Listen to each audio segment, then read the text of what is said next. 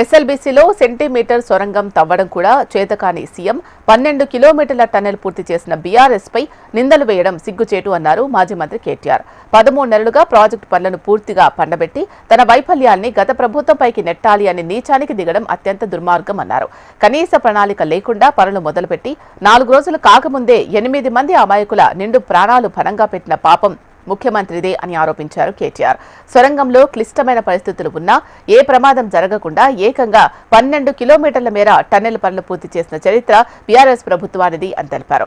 రైతులకు నీళ్లిచ్చే ప్రాజెక్టులు కాకుండా గల్లీ నుంచి ఢిల్లీ దాకా కమిషన్లు ఇచ్చే ప్రాజెక్టులు చేపట్టి వాటిని అర్ధాంతరంగా గాలి కొదిలేసి నీచ చరిత్ర కాంగ్రెస్ పార్టీదేనని, చేసిన తప్పును ఒప్పుకోవడం తప్ప ముఖ్యమంత్రి ముందు మరో మార్గం లేదని అన్నారు.